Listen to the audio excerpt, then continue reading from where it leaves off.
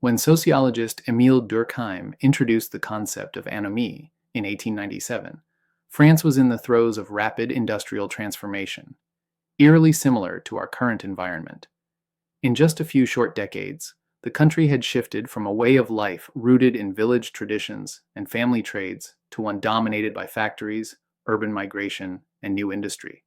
Entire communities were uprooted, and as a result, social ties strained. Traditional expectations around status, family roles, and personal identity no longer fit the emerging industrial economy. Durkheim wasn't simply diagnosing sadness, fatigue, or depression. He was observing the psychological cost of a structural upheaval. When the norms that hold society together erode, people lose their sense of place.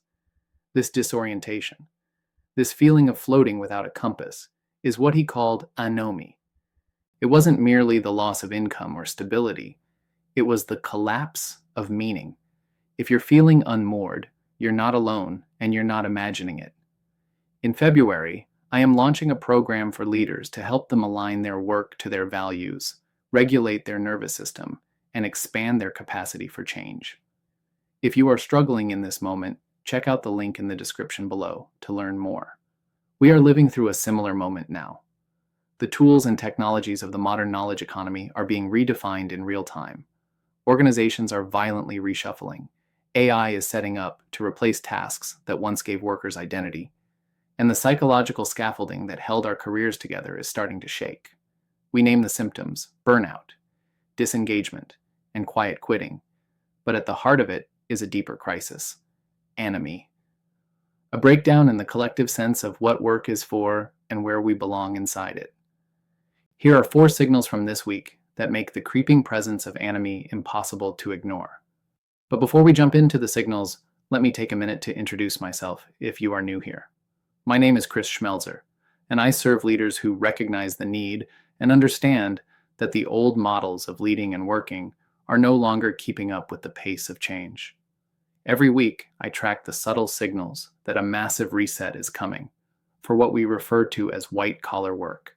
And with it, so too will change the way we need to lead.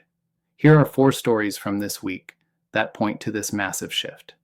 The first story from this week: Microsoft's messaging crisis. This week, rumors swirled that Microsoft would cut up to 22,000 jobs in early 2026. While the company's chief communications officer rushed to publicly deny the figure, calling it 100% made up, the panic had already taken hold. This story is about the psychological climate of the white-collar workforce. A simple rumor set off alarms, not just because of job fears, but because of what those jobs mean. The emotional undercurrent here is not just fear of redundancy, it's fear of irrelevance. As corporations continue to restructure this year, the challenge will be messaging. Missteps in communication or leaked memos now carry outsized consequences.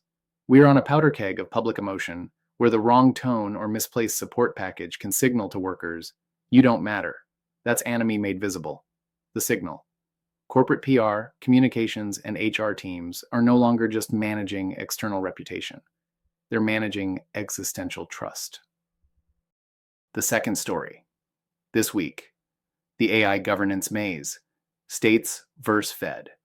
New bipartisan bills pushing for quarterly updates on AI's impact on workers, while another calls for mandating human oversight of decisions, predictions, and recommendations generated by AI. At the same time, state legislatures are rolling out their own rules, some of which may unintentionally slow down innovation. And the current federal administration is caught between supporting AI acceleration to stay competitive with China and avoiding the political fallout of social displacement. These 3 competing agendas, federal policy, state protectionism, and geopolitical pressure, are pulling in opposite directions. This confusion exacerbates anomie.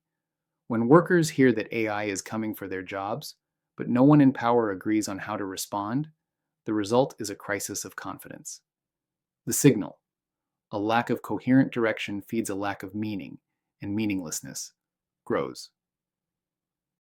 Our third story this week: Josh Bersin's shift on AI and identity. Josh Bersin, one of the most influential voices in HR and workforce technology strategy, has long been a measured voice on the coming workplace disruption. But this week, his tone changed. In a recent podcast episode, Bersin spoke plainly. This is going to be a massive shift in work, in identity, in what we do, and in what makes people feel important. He continued, "We've spent decades building professional identities around skills, titles, and domains. AI blows that up. So you're not just changing tools, you're changing what people think they are." This isn't just a question of retraining or upskilling, it's existential. Bersin is now articulating what psychologists, technologists, and philosophers have been warning about. If your job changes faster than your self-concept can adapt, you enter an identity crisis. That is the core of Anomie. The signal. When respected industry analysts shift from "will adapt" to "this is an identity crisis," the conversation has fundamentally changed. Our final story from this week, Tony Robbins, "We're Not Ready for What's Coming." In a deeply personal and wide-ranging conversation on the Diary of a CEO podcast, Tony Robbins, one of the world's leading life and business coaches, described the psychological cost of the AI era. His message was clear. Most people are not emotionally or spiritually prepared for the scale and speed of change ahead. Jobs, once a core source of identity and meaning, will evaporate. And we've barely begun to reckon with what that means. Robbins spoke not just to the institutional response, but to the personal one. He described what happens when someone loses their sense of self, their narrative, and their capacity to feel purposeful. That's Anomie. And Robbins, perhaps more than any traditional executive or analyst, is now actively exploring how to build psychological resilience into the workforce. If you have the time, it is worth the listen. The signal. Cultural influencers are now treating psychological preparation for AI disruption as urgent, not optional. So, where does this leave us? In the four signals above, Anomie shows up in every corner of the workscape, from the comms team trying to manage rumor-fueled panic, to policy leaders paralyzed by competing national priorities, to top HR thinkers shifting from optimism to existential concern, to cultural icons warning that meaning is breaking down. This is the core experience of Anomie in the modern knowledge economy, when the ground shifts faster than our sense of self can keep up. And while we talk about burnout, quiet quitting, or disengagement, what we're really describing is a deeper severing. The work no longer fits the worker, and the future feels like a fog. In organizations, this shows up not just as apathy, but fear. Employees hesitate to speak up. Leaders avoid hard conversations. Strategy becomes reactive, not visionary.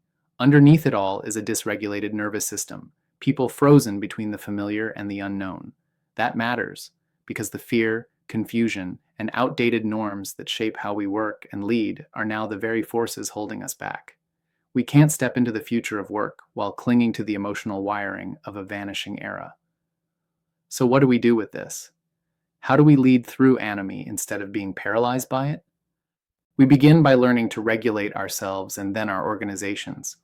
This moment calls for leaders who understand not just operations, but emotional infrastructure, the systems, rhythms, and relationships that help people feel safe, seen, and supported through uncertainty. Leaders who can hold space for ambiguity while building cultures of meaning and adaptability.